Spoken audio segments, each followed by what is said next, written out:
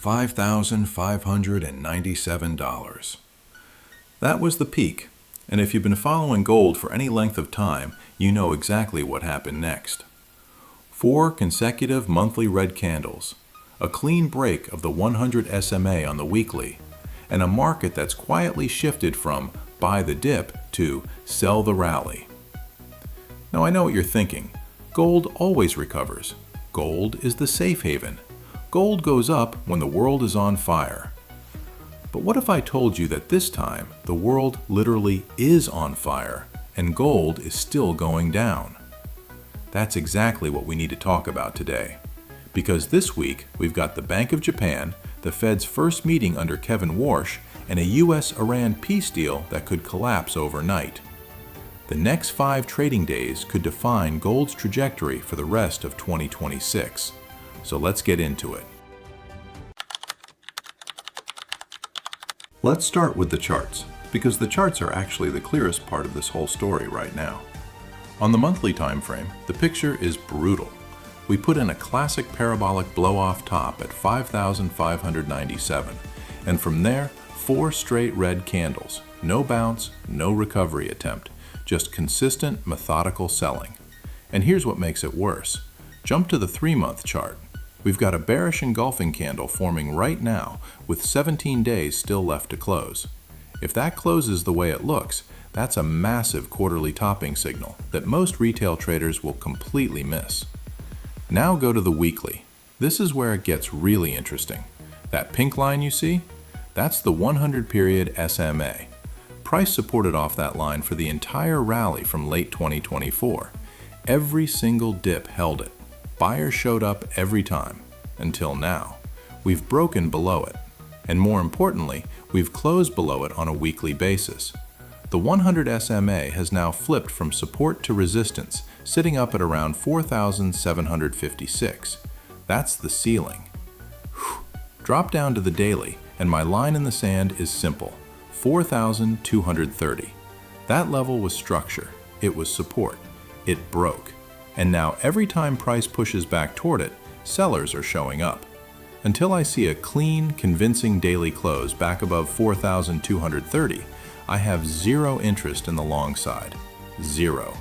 The path of least resistance is down. First target, the serious support zone around 4,000 to 4,050. And if that breaks, and I think eventually it will, we're looking at 3,650 to 3,580 before this correction is done. Now here's where it gets complicated, because this week is genuinely one of the most event-heavy weeks we've had all year. Monday is quiet. Fine, let the market breathe. Tuesday, June 16th, Bank of Japan interest rate decision.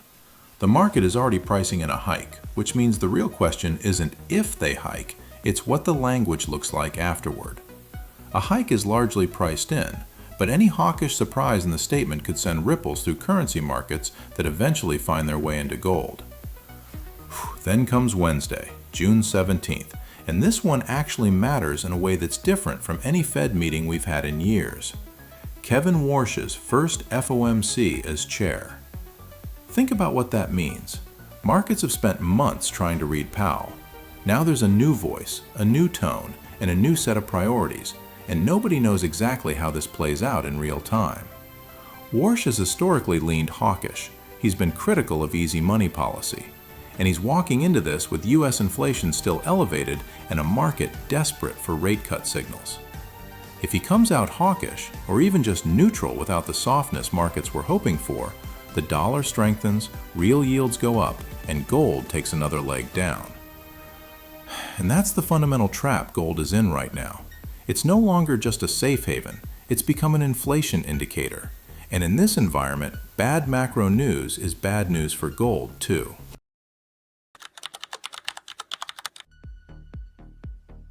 Now let's talk about the elephant in the room, because I know everyone's been watching the US-Iran situation. And here's the thing that most people have completely backwards. Every previous major Middle East conflict sent gold flying. It was automatic. War breaks out, gold pumps. That was the rule. This war broke the rule. Why? Because this conflict controls the Strait of Hormuz. And when Hormuz is threatened, oil spikes. When oil spikes, inflation fears spike. When inflation fears spike, rate hike expectations go up. And that is poison for gold. So the relationship inverted. Bad news on the war, gold dumps. Ceasefire progress, gold bounces. The market is trading gold as an inflation hedge, not a safe haven. And that changes everything about how you read the headlines. Right now, as of June 12th, Pakistan is saying a final deal text has been agreed. Trump is talking about a signing ceremony in Europe this weekend. The Iranian foreign minister is saying they've never been closer. If that deal holds and the strait reopens, oil crashes, inflation fears cool, and gold might get a short-term bounce. But understand, that bounce will be a selling opportunity, not a reversal. The technical damage is already done. And if the deal collapses, don't assume gold pumps. In this war, that's not how it's worked. So here's exactly where I stand going into next week. I'm not forcing any trades Monday. I'm watching the open, seeing how price reacts around 4,230 and letting the market show me its hand before I do anything. If we get a bounce toward 4,230 to 4,280 and price starts rejecting, that's my area of interest on the short side. That's the setup I'm waiting for. If somehow we get a clean daily close above 4,230, I'm not fighting it. I'll step back, reassess, and wait for the next structure to form. Good traders don't marry their bias, they marry their levels. But right now my bias is clear. The monthly is broken, the weekly SMA is broken, the daily structure is broken, and the fundamental tailwinds that drove gold from 1,800 to 5,597 are either gone or reversed. 5,597 was the top of this cycle. I genuinely believe that. The question isn't whether gold goes lower from here, it's how fast and whether you're positioned correctly when it does. Let me know in the comments, do you think Warsh surprises the market Wednesday, or is this correction already locked in? I read everything down there. If this kind of analysis is useful to you, subscribe, because next week is going to be one to watch very closely. This is Bullbearic. I'll see you in the next one.